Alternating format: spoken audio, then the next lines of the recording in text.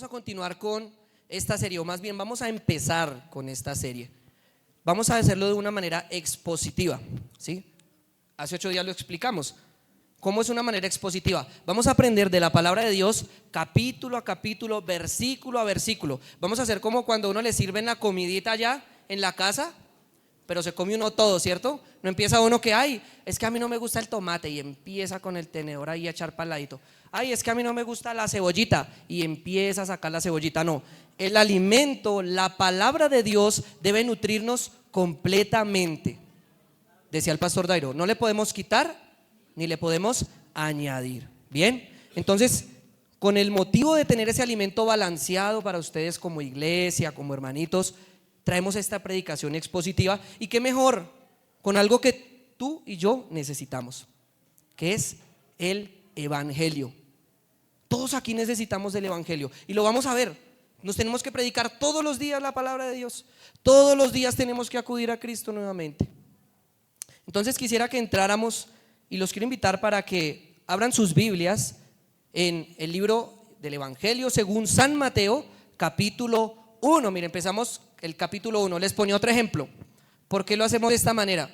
Si ustedes se ven una serie, a los que les gusta ver por ahí series, ¿sí? Ustedes se ven del capítulo 1 de la serie, ¿cierto? Hasta el capítulo final. ¿Qué pasa si ustedes cogen una serie, un programa, se ven un capítulo hoy y luego cogen otro programa y después se ven 2 capítulos y agarraron una novela por allá y se vieron el final de la... ¿Ustedes será que al final de un año van a entender algo? ¿Cierto que no? Que a uno gringo, uno le dice, bueno, ¿de qué trataba? A ver, empieza a revolver una novela con la otra y así. Entonces es importante ir del capítulo 1 hasta el capítulo 28, ¿listo? De San Mateo. Y vamos, capítulo 1. Hoy vamos a meditar, pero entonces póngale cuidado. Miren que quiero establecer esa analogía para que ustedes se motiven y vean lo que vamos a hacer. ¿Cómo disfruta uno un alimento? Cucharadita por cucharadita. No es que cojan y se manda el plato y mete la cabeza entre la olla. No, vamos cucharada a cucharada, degustando lo que el Señor trae para nosotros. Y la cucharadita del día de hoy es Mateo capítulo 1, versículos 1 al 17, ¿vale? Vamos a leerlo todos. En nombre del Padre, del Hijo y con unción del Espíritu Santo. Amén. Versículo 1. Libro de la genealogía de Jesucristo, hijo de David, hijo de Abraham. Abraham engendró a Isaac, Isaac a Jacob, y Jacob y Judá a sus hermanos. Versículo 3. Judá engendró de Tamar a Fares y a Zara, Fares a Esrom, y Esrom a Aram. Aram engendró a Aminadab, Aminadab a Naasón, y Naasón a Salmón. Versículo 5. Salmón engendró de Rahab a Booz, Booz engendró de Ruth a Obed, y Obed a Isaí. Isaí engendró al rey David, y el rey David engendró a Salomón, de la que fue mujer de Urías. Versículo 7. Salomón engendró a Roboam, Roboam a Abías, y Abías a Asa. Versículo 8. Asa engendró a Josafat, Josafat a Joram, y Joram a Usías. Usías engendró a Jotam, Jotam a Acaz, y Acaz a Ezequías. Versículo 10. Ezequías engendró a Manasés, Manasés a Amón, y Amón a Josías. 11. Josías engendró a Jeconías y a sus hermanos en el tiempo de la deportación a Babilonia. Ahora sí, versículo 12. Después de la deportación a Babilonia, Jeconías engendró a Salatiel, y Salatiel a Zorobabel. Zorobabel engendró a Abiud, Abiud a Eliakim, y Eliakim a Azor. Azor engendró a Sadoc, Sadoc a Akim, y Akim a Eliud. Eliud engendró a Eleazar, y Eleazar a Matán, Matán a Jacob, y Jacob engendró a José, marido de María, de la cual nació Jesús, llamado el Cristo. Y versículo 17. De manera que todas las generaciones desde Abraham hasta David son 14. Desde David hasta la deportación a Babilonia, 14. Y desde la deportación a Babilonia hasta Cristo, 14. Amén. Vamos a orar. Señor, queremos en esta mañana disponer este tiempo de enseñanza. Queremos que seas tú a través de tu Santo Espíritu hablando a nuestras vidas. Que seas tú guiándonos a toda verdad. Que seamos convencidos de pecado, justicia y de juicio, Señor, conforme tú nos indicaste que haría el Espíritu Santo en nuestras vidas. Hoy habla a cada uno de nosotros. En el nombre de Cristo Jesús, amén. Y bueno, para comenzar, recordamos un poquito lo que aprendimos acerca del Evangelio según San Mateo. Y lo primero que dijimos es que tenía un destinatario, ¿cierto? O que se le escribió a un grupo de personas en específico. Cada una de las cartas, cada libro de la Biblia, cada evangelio, se le escribió a una población en específico, y eso es importante saberlo. Bien, ¿a quién se le escribió Mateo? Muy bien, a los judíos. Tengan esto muy presente.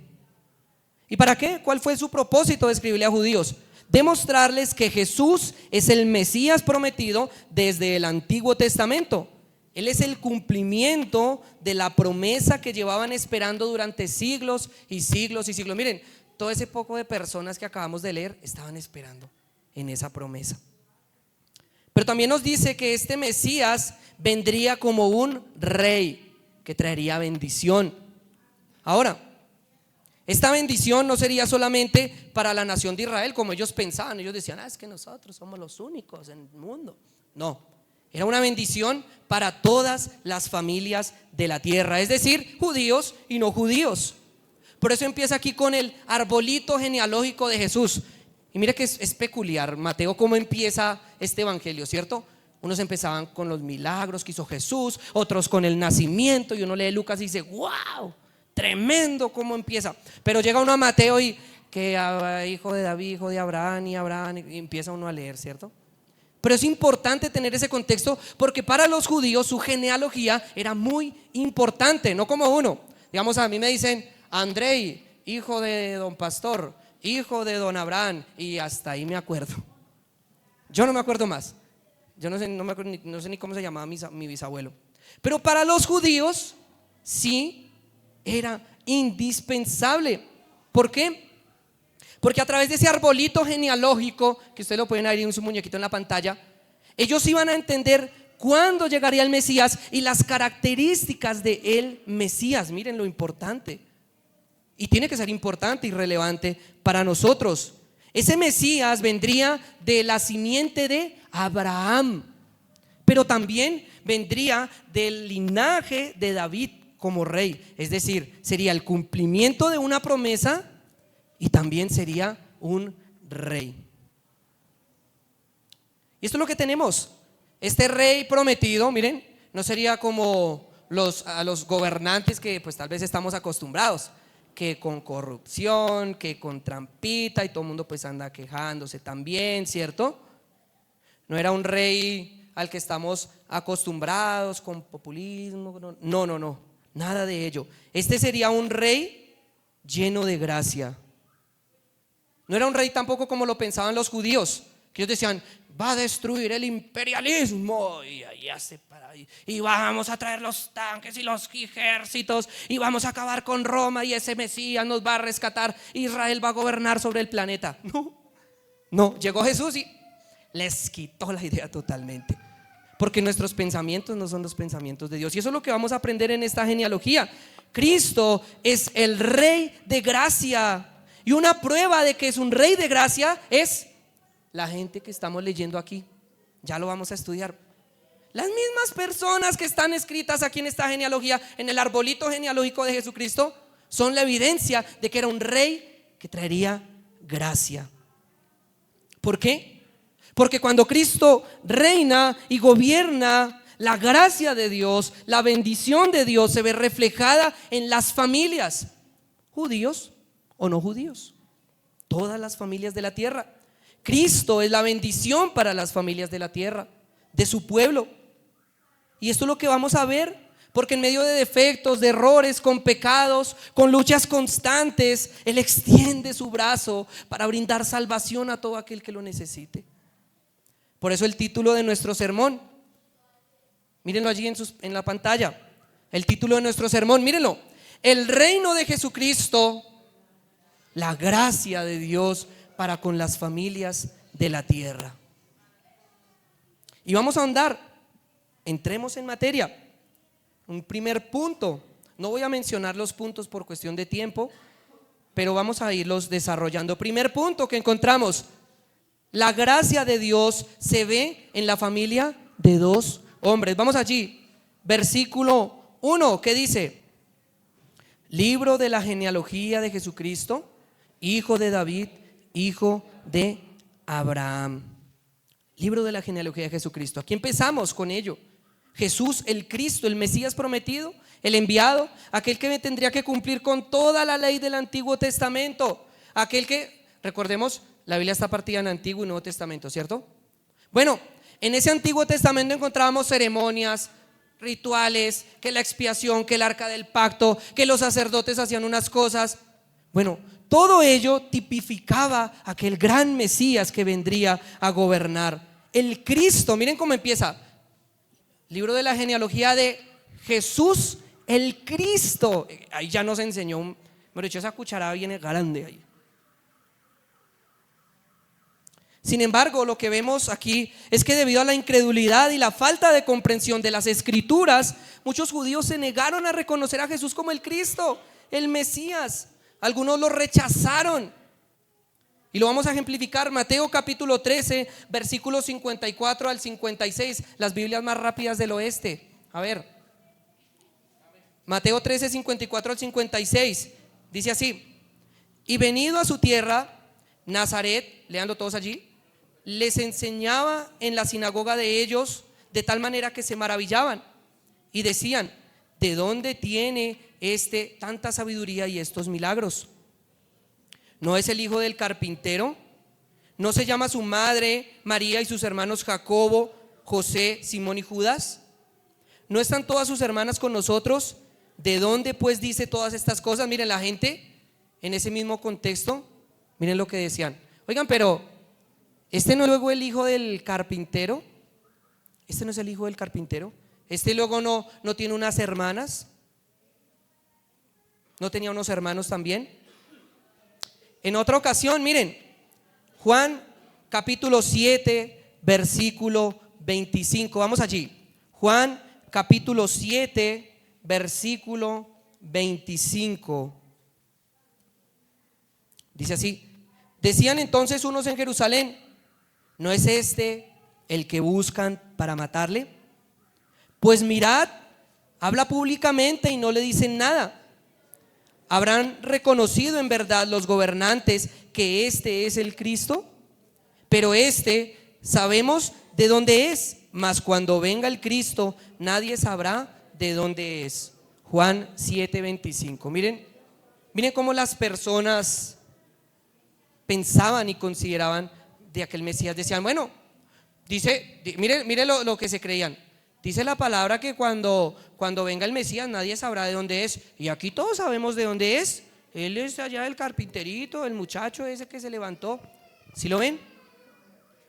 Poco después, más adelantico, en el mismo capítulo 7 de Juan, versículo 41, otros decían: este es el Cristo. Pero algunos decían: ¿de Galilea ha de venir el Cristo?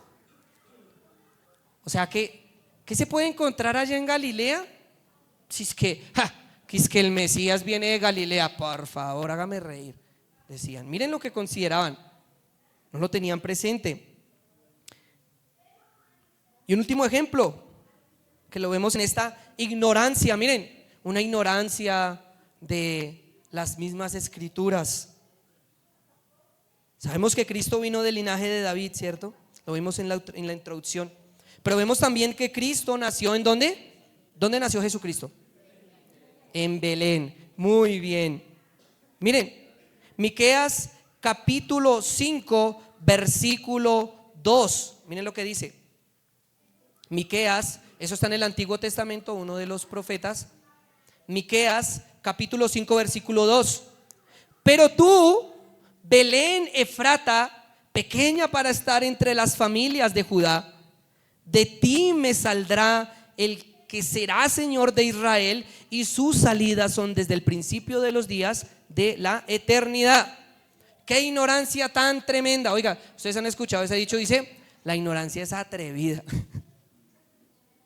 Miqueas ya había profetizado dónde habría de venir, dónde nacería. Y ellos dicen, oiga, pero ¿viste de dónde es que viene? Pero luego no se supone que debería ser de cierta manera. Mire, la ignorancia es atrevida. Y ahora, ¿qué aprendemos de esto nosotros hoy? No volver a caer en esos mismos errores que cayeron los judíos. Por eso se les escribió la carta a estos judíos, para que nosotros no repitamos también estas mismas cosas. El que no conoce su historia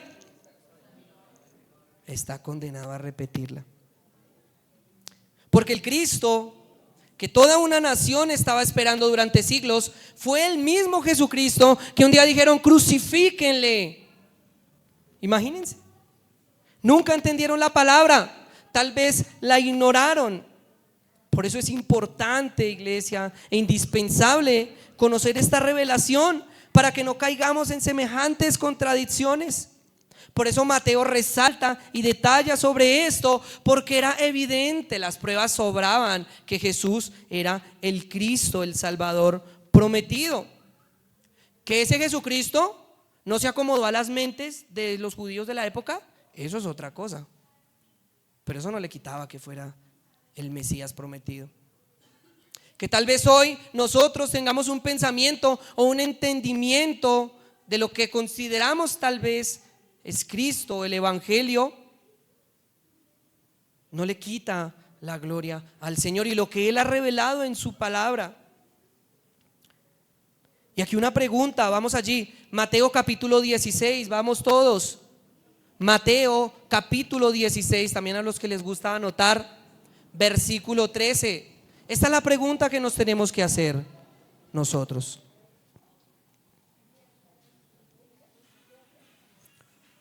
Dice la palabra del Señor: viniendo Jesús a la región de Cesarea de Filipo, preguntó a sus discípulos diciendo: ¿quién dicen los hombres que es el Hijo del Hombre? Ellos dijeron, unos Juan el Bautista, otros Elías y otros Jeremías o alguno de los profetas. Versículo 15. Él les dijo: ¿y vosotros quién decís que soy yo? Amigos, hermanos, ¿quién dices tú que es el Cristo? Esa es la pregunta que nos tenemos que hacer hoy. Miren lo que hicieron estos judíos por la ignorancia, con las conclusiones que salieron. Pero la pregunta es, todo el mundo piensa muchas cosas de Dios, ¿cierto? Y piensa lo que quiera. Pero ¿quién dices tú que es el Cristo? Para ti, ¿quién es Jesús? ¿Es un profeta más? ¿Acaso Cristo es el bombero que te apaga todos los incendios? No, es que Jesús, no, ese es un hombre lo más de chévere, lo más de cool, que nació por allá en la antigüedad, y eso hablaba lo más de bonito. Para ti, ¿quién es Jesús? Pues bueno, les quiero decir algo. Depende de esa respuesta que tú tengas en esta mañana, así también depende cómo vives tu vida y cómo te comportes. El llamado que se nos hace acá es: no ignoremos la voz de Dios y la bendición para la familia. Miren, amigos, no saquen a Jesús de sus casas, de sus familias. Conózcanlo a la luz de la palabra. No se armen ideas, no se hagan ideas de un Cristo que no es. Vayan, miren quién era Él y llévenlo a sus hogares. Todas las cosas, la verdad, que sufrimos muchas veces es por esa ignorancia de quién es Jesucristo. Y sigue diciendo ahí el mismo versículo: hijo de David, versículo 1, hijo de David, hijo de Abraham. Este es nuestro segundo punto. La gracia de Dios se ve reflejada en la familia de dos hombres. Y sigue: Él es Jesús el Cristo, hijo de David, hijo de Abraham, hijo del rey David. ¿Por qué? Porque vendría a reinar, ¿cierto? Jesús tenía una descendencia de rey, pero como decía, no como los demás reyes de la tierra, como los que también vamos a ver aquí en este arbolito genealógico de Jesucristo, un grupito de reyes poquito tremendos, no, sino uno que gobernaría con justicia, no un gobernador como el que estamos acostumbrados, porque hoy en día tal vez hay controversias, peleas, se forman bandos, ¿cierto? Se ve la injusticia, pero hay algo claro, miren, mientras reine un hombre sobre la tierra no va a haber justicia plena. Hay que tener eso claro. El reinado de Cristo nos llama a tener paz y tranquilidad en toda circunstancia. Claro que sí, tenemos voz, tenemos voto, hay que aferrarnos a esas cosas. Apelamos a principios bíblicos, ¿cierto? Dentro de un gobernante, pero tengámoslo claro. Ningún gobernante humano nos va a salvar. Necesitamos la salvación de Jesucristo. Por eso Él vino como un rey para gobernar. También vino, y lo leímos acá, como hijo de Abraham para cumplir las promesas. Mire, este sí no es el gobernante normal. Les vamos a hacer un puente, muchachos. Sí. Bueno, el que digan Pepito, Pepito, y todo el mundo allá a las pancartas. 3 doritos después. Ni puente ni plata. Con todo respeto. Tristemente es algo que pasa, es algo de nuestra cotidianidad. Y oremos por los gobernantes, ¿no? Para que el Señor les dé sabiduría. Oremos por ellos, por los que están en eminencia, dice el apóstol Pablo, ¿cierto? Pero seamos sinceros, eso es lo que pasa. Cristo, al contrario, es ese rey y ese gobernante por excelencia, pero este sí cumple las promesas. Y por eso, miren, vamos allí, Génesis capítulo 12, Génesis, el primer librito de la Biblia. Vamos un momentico allí, vamos a evidenciarlo. Génesis capítulo 12, versículo 1 en adelante. Miren lo que dice. Mire, esta es la promesa. Vino Dios, le dijo, mire, voy a gobernar y les prometo esto. Aquí está la promesa, mire, digámoslo como campaña. Versículo 1. Pero Jehová había dicho a Abraham: vete de tu tierra y de tu parentela y de la casa de tu padre a la tierra que te mostraré, y haré de ti una nación grande, y te bendeciré y engrandeceré tu nombre, y serás bendición. Versículo 3, aquí viene lo lindo. Bendeciré a los que te bendijeren, y a los que te maldijeren maldeciré, y serán benditas en ti todas las familias de la tierra. ¿Dónde se cumplió esa promesa? Cuando vino Cristo a nacer, a morir, a vivir. Cristo es la bendición para las familias de la tierra. Miren, aquí nomás cuando menciona a Abraham, todos los judíos: uy, no, ¿qué pasó? ¿Cómo así? O sea que no solamente era para Israel. No, para todas las familias de la tierra. Lo vemos ejemplificado acá. Ahora, esta bendición viene por gracia. ¿Cuál es la palabra clave que tenemos aquí, que encontramos? Gracia. ¿Y qué es gracia? Es un regalo inmerecido. Es un don de Dios. ¿Y cómo vemos? Vamos a empezar a desglosarlo. Miren, tanto David como Abraham eran pecadores, cometían errores, fallaron, la embarraron, diríamos por aquí los colombianos. Pero el Señor fue fiel hasta el final con cada uno de ellos. David pecó gravemente, por ejemplo, al cometer adulterio con Betsabé. La vio desde la terraza, la llamó, se llegó a ella, la embarazó. Y luego le mandó matar al marido, y uno diría: uy, terrible, para la cárcel, cadena perpetua. Pero miren lo que hizo Dios con David. Lo rescató, no lo desechó, estuvo con él hasta el último de sus días. ¿Y qué decir de Abraham? Voy a leerlo yo por cuestión de tiempo. Génesis, si lo quieren anotar, Génesis capítulo 12, versículo 18. Miren, para ponerle un ejemplo de la joyita, para ponerles un ejemplo, Génesis capítulo 12, versículo 18. Miren lo que dice de Abraham. Entonces Faraón llamó a Abraham y le dijo: ¿qué es esto que has hecho conmigo? ¿Por qué no me declaraste que era tu mujer? ¿Por qué dijiste: es mi hermana, poniéndome en ocasión de tomarla para mí por mujer? Pues he aquí tu mujer. tómala y vete. Imagínense, Abraham se metió por allá a Egipto, llegó donde el faraón, dijeron, uy no, mi mujer es tan bonita que donde la vean me la quitan y me matan para quitármela. Y se mintió, dijo, no, no, no, tranquilos muchachos, esta no es mi esposa, es mi hermana, es mi hermanita en la fe, mi hermanita. ¿Y qué pasó? Viene faraón, vienen los príncipes, la toman como esposa. Miren, qué pecado tan grande. ¿Y qué dice faraón? ¿Qué es lo que has hecho conmigo? ¿Por qué no me declaraste que era tu mujer? Váyanse de acá. Porque el Señor envió peste y envió maldición a aquella tierra por el grande pecado. Era un grande pecado. Y uno diría, ¿cómo así? Luego Abraham no es el padre de la fe, pues. No es Abraham, ¿cierto? ¿Qué pasó? ¿Por qué no confió en que Dios los libraría en medio de la tierra de Egipto y ya? No, miren, la embarró, pecó, falló delante del Señor, pero el Señor le dice que lo pone como padre de la fe, lo pone como padre de multitudes. Y Abraham, sí, sabemos, Abraham tuvo cosas buenas, Abraham hizo cosas y actos de fe delante de Dios, por lo menos. Ninguno de nosotros somos capaces de hacer eso, no creo. Que el Señor le diga, bueno, hágame un favor, su merced, coja a su hijito, lléveselo para la loma y me lo sacrifica.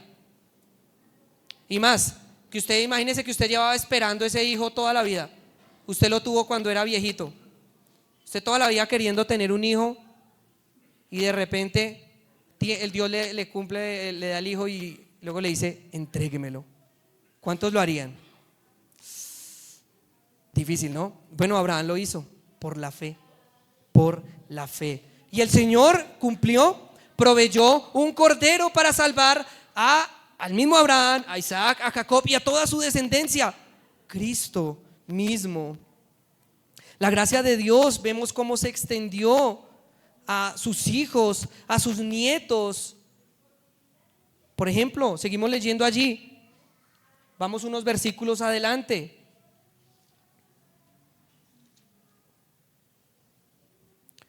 Versículo 2, Mateo capítulo 1 versículo 2. Abraham engendró a Isaac. Bueno, Isaac es el muchacho que Dios le pidió que lo entregara, que lo sacrificara.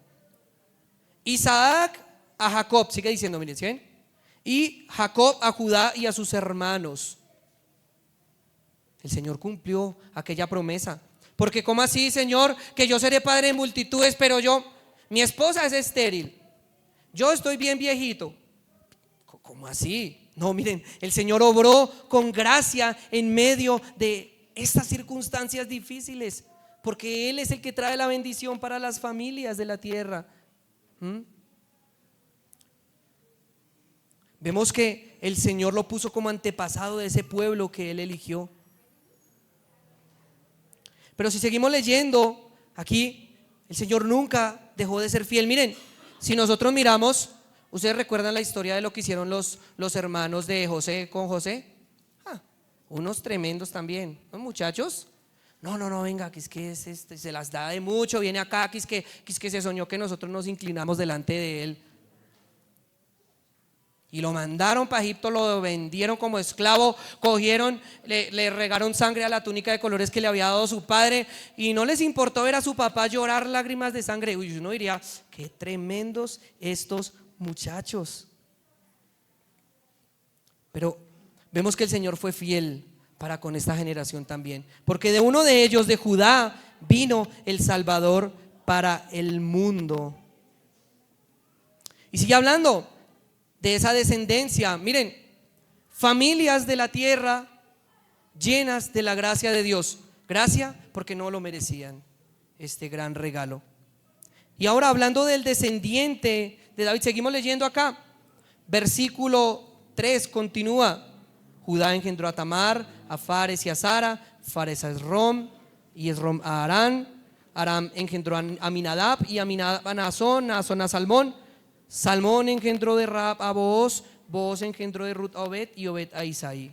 Y aquí viene, Isaí engendró al rey David y el rey David engendró a Salomón, de la que fue mujer de Urías. Continúa el Señor obrando. Y vamos a hablar aquí un poquitico de uno de ellos, Salomón. Salomón, ese descendiente mencionado acá, mírenlo. versículo 6. Vamos allí un momento. Primera de Reyes, capítulo 11. Salomón, uno de los descendientes de Abraham, de Isaac, Jacob, de esa descendencia que el Señor prometió. Primera de Reyes, capítulo 11, versículos 1 en adelante. Miren lo que dice. Pero el rey Salomón, miren, un típico ahí manifiesto de la naturaleza del hombre.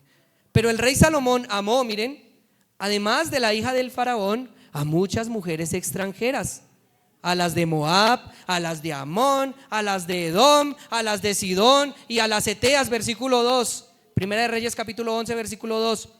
Gentes de las cuales Jehová había dicho a los hijos de Israel: no os llegaréis a ellas, ni ellas se llegarán a vosotros, porque ciertamente harán inclinar vuestros corazones tras sus dioses. A estas se juntó Salomón con amor, y tuvo y tuvo 700 mujeres reinas y 300 concubinas, y sus mujeres desviaron su corazón. Y cuando Salomón era ya viejo, sus mujeres inclinaron su corazón tras dioses ajenos, y su corazón no era perfecto con Jehová su Dios, como el corazón de su padre David.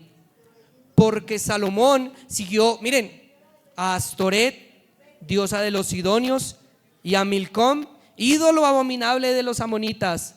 E hizo Salomón lo malo ante los ojos de Jehová, y no siguió completamente a Jehová como David su padre. ¿Qué les pareció este personaje? Tremendo, ¿cierto? Pero miren, este mismo Salomón fue el que Dios dotó con gran sabiduría. ¿A cuánto les gustan los proverbios? Eso, además uno reparte en el librito los proverbios. Ay, tan bonito. Muy sabio. Y uno dice, ¿qué pasó? Salomón construyó el templo a Jehová, lo que quería su padre David. Y uno dice, pero si David era conforme al corazón de Dios, ¿por qué puso a Salomón? No, es que es Dios el que da la gracia. Es Dios. Miren, si analizamos y profundizamos en esta genealogía, encontramos eso. Hombres imperfectos, pecadores, llenos de luchas, pero que sin embargo Dios fue fiel a su promesa, y Dios dio gracia a cada uno de ellos. Lo seguimos viendo, y esta porción es interesante. Nuestro siguiente punto, miren, la gracia de Dios al incluir en su familia a las personas menos esperadas. Vamos allí, versículos 3 al 6. Vamos allí. Miren, versículo 3. Judá, leámoslo todos. Judá engendró de Tamar a Fares y a Zara, Fares a Esrom y Esrom a Arán. Aram engendró a Aminadab a Naasón, y Naasón a Salmón. Salmón engendró de Rahab a Booz. Booz engendró de Ruth a Obed y a Isaí. Isaí engendró al rey David, y el rey David engendró a Salomón, de la que fue mujer de Urías. Y ustedes lo leen ahí por encima. Ustedes dicen, no, normal, chévere, ahí seguimos normal. Pero miren esta característica.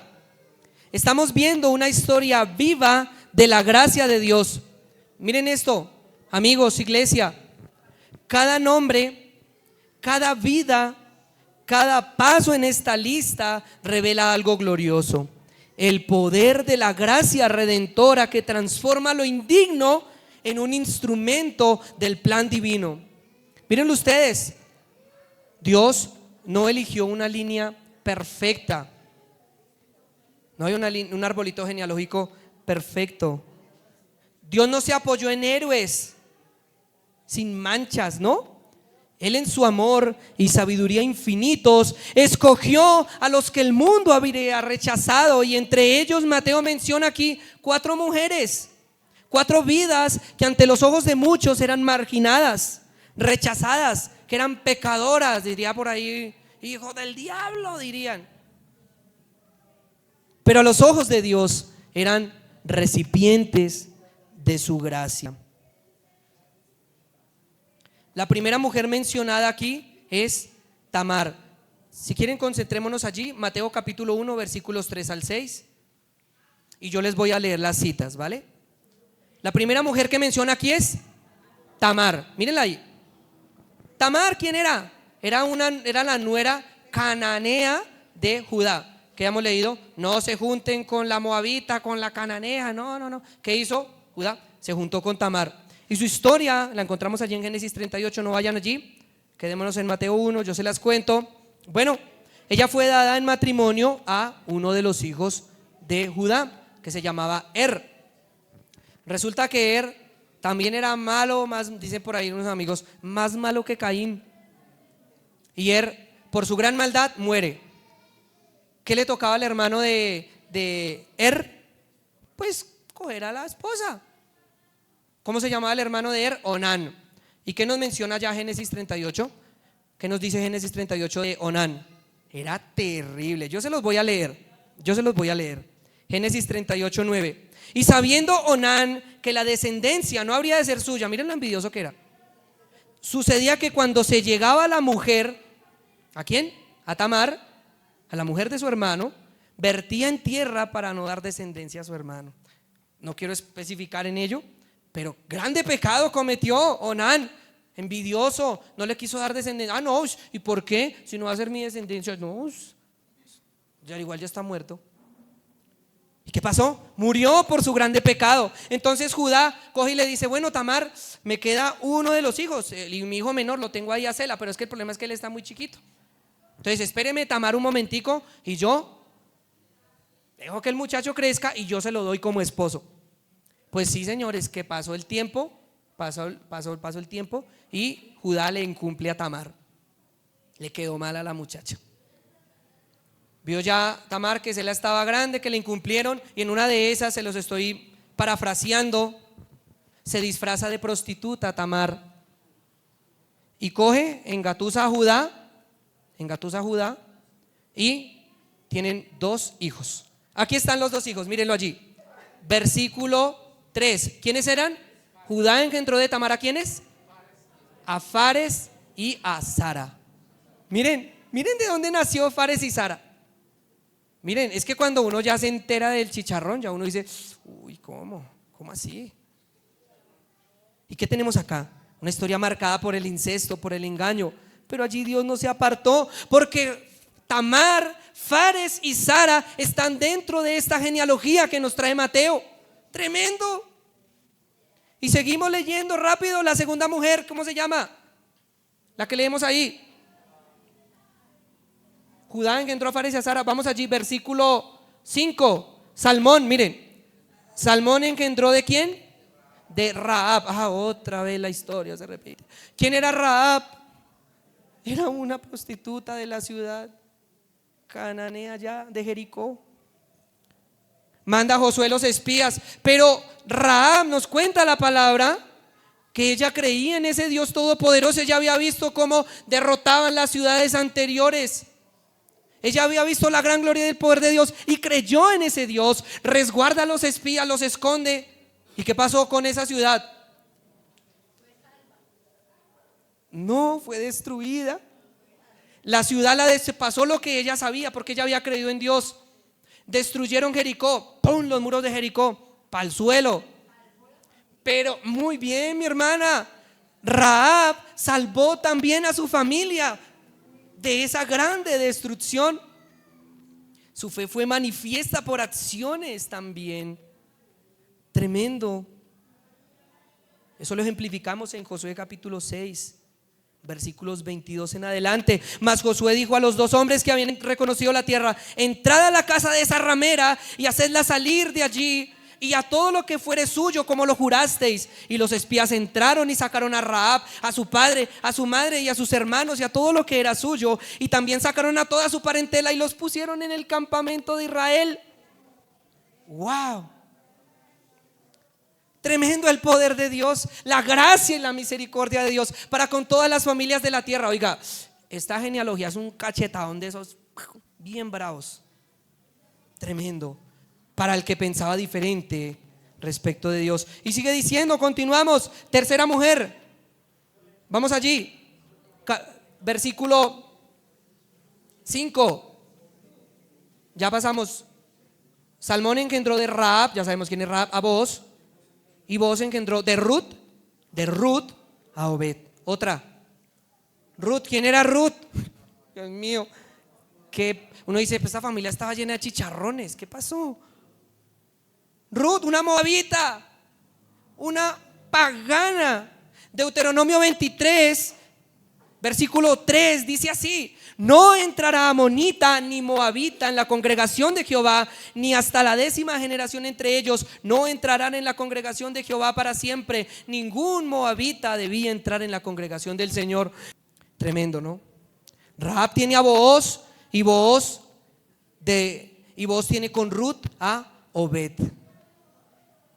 Tremendo, las promesas del Señor. Y de ahí llega Obed, y Obed tiene a Isaí, y llega Isaí y tiene al rey David. Impresionante. Y la última mujer en este contexto que encontramos, se nos menciona aquí como la mujer de Urías.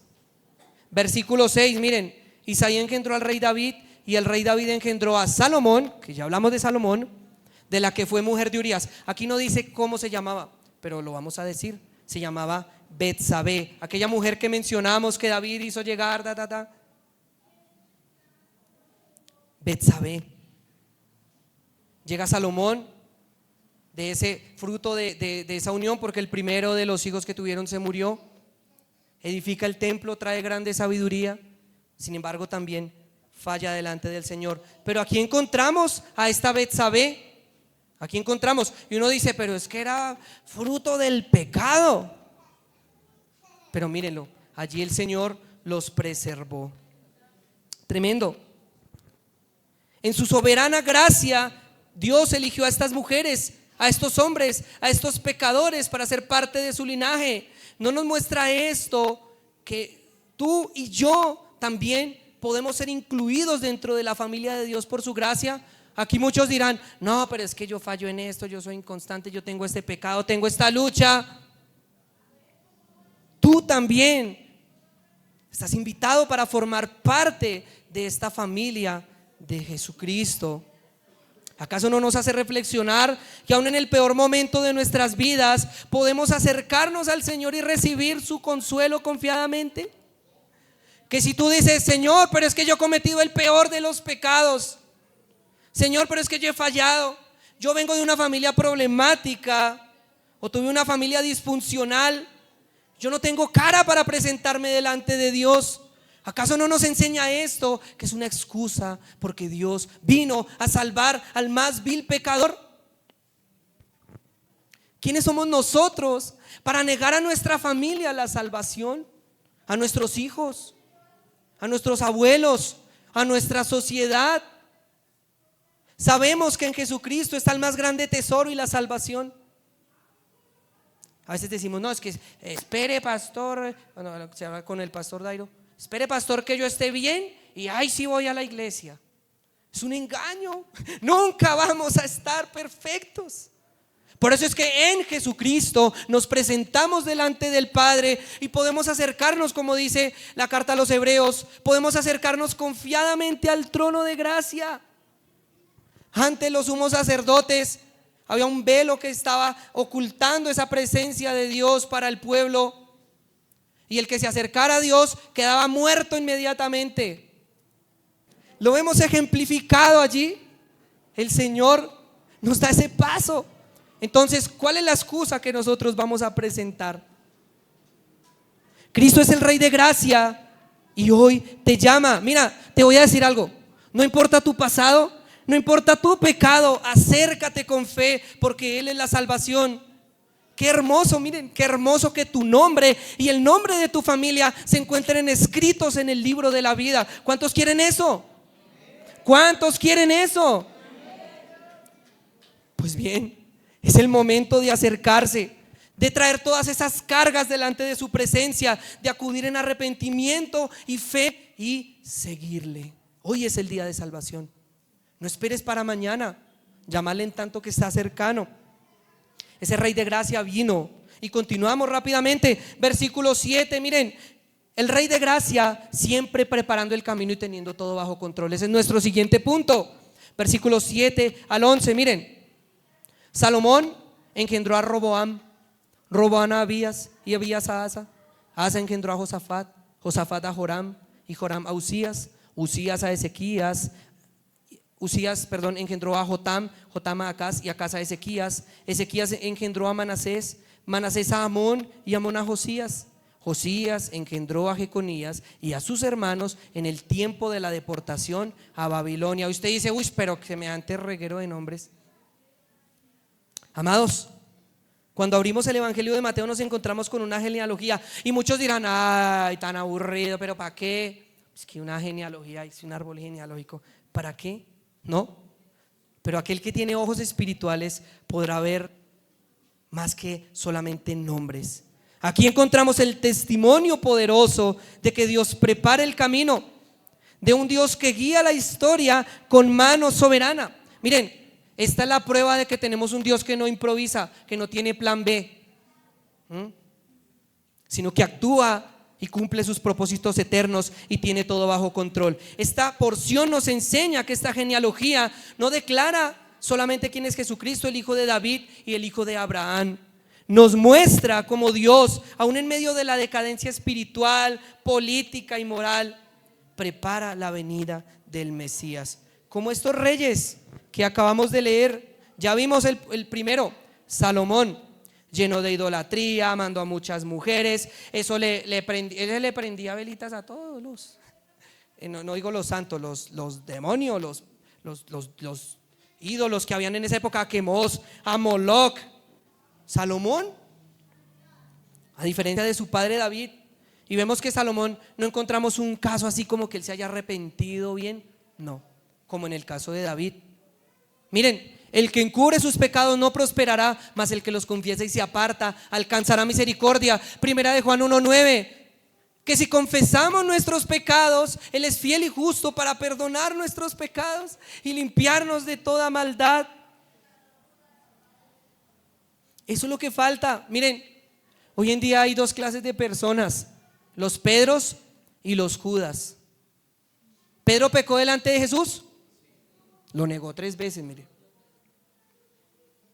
Judas pecó delante de Jesús, lo vendió por 30 piezas de plata. Pero ¿cuál fue la diferencia entre Pedro y Judas? Pedro, al ver los ojos de su Señor, corre y llora amargamente, arrepintiéndose de su pecado. Pedro sabía y era consciente que necesitaba la gracia de Jesucristo para ser perdonado. Pero ¿qué hizo Judas? Ay, no, pequé, la embarré, me duele, y se ahorcó en un palo. Y así tenemos muchísimos ejemplos. No importa tu pecado, tu condición, todos fallamos, todos cometemos errores. En todos nosotros hay luchas.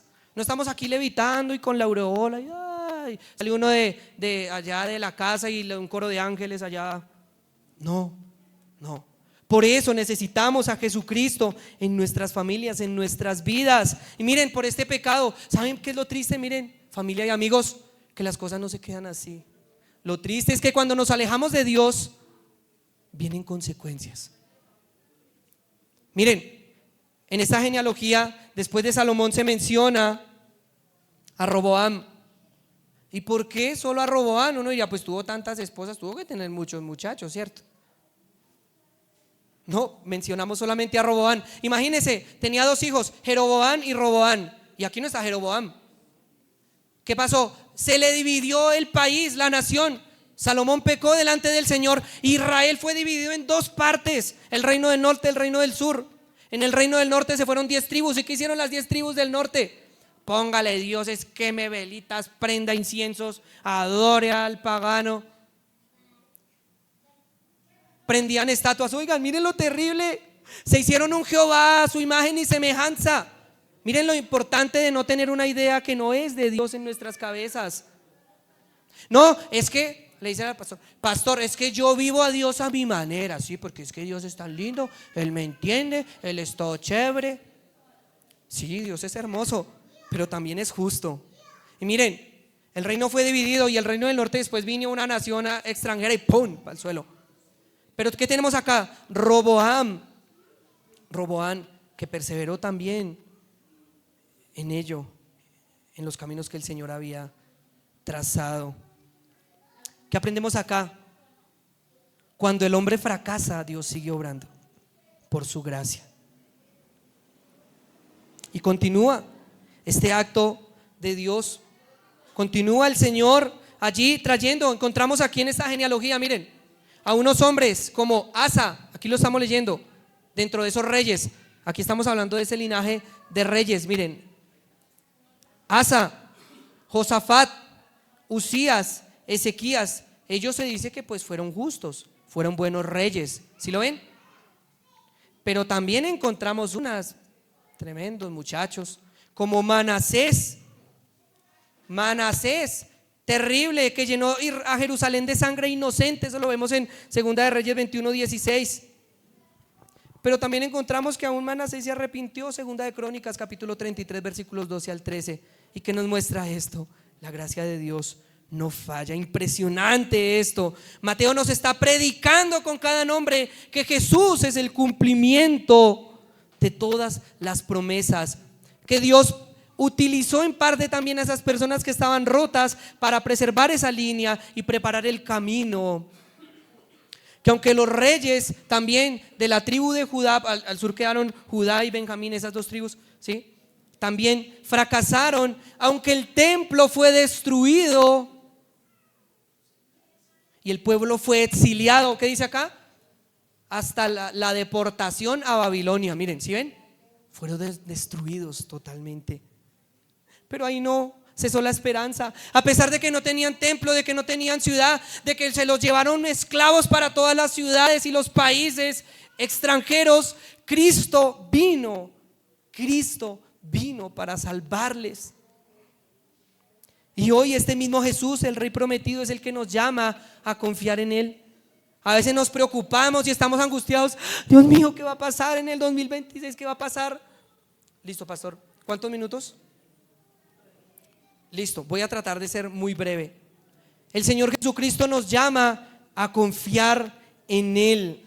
Y si seguimos leyendo, miren, versículos 12 al 15, después de la deportación a Babilonia, Jeconías encontró a Salatiel y Salatiel a Zorobabel. Seguimos con el mismo contexto. Vemos aquí a un Jeconías que tuvo que vivir también, mire, lo vemos aquí en parte de la deportación, pero también lo vemos en el regreso. Tremendo esto. Y su descendencia encontramos a Zorobabel. Un hombre que resuena en la restauración de Israel. Lo encontramos en Esdras capítulo 3 versículo 2, junto con el sumo sacerdote Josué. Vemos a un Zorobabel que lidera al pueblo de regreso al exilio. Y la gracia de Dios continúa y llega una mujer, María.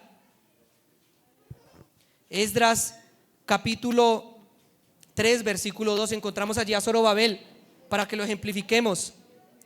Voy a saltarme ya a la parte final. La gracia de Dios en una mujer, María.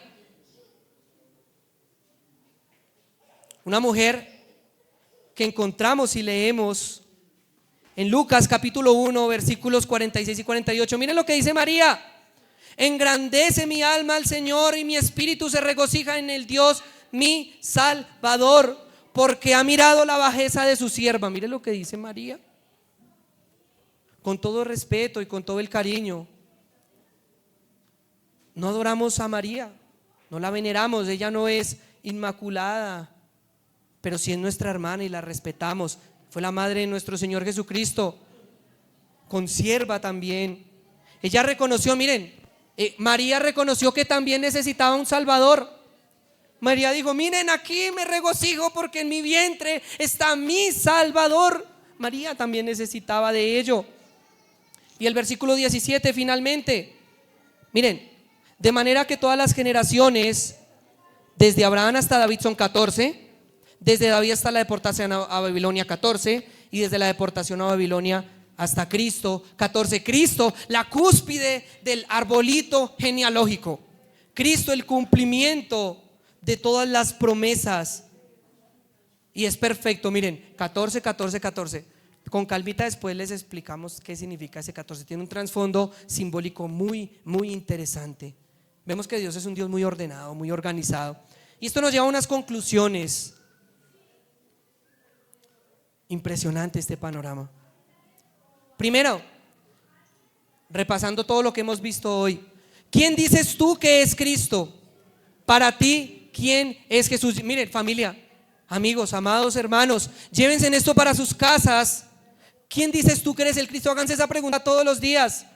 Cuando venga la tentación, la prueba, la adversidad, cuando no haya para comer, cuando no haya trabajo, ¿quién dices tú que es el Cristo? Cuando luches con tu pecado, ¿es un profeta más? Vuelvo y repito, ¿es el Dios bombero que apaga tus incendios? ¿El que hablaba muy bonito?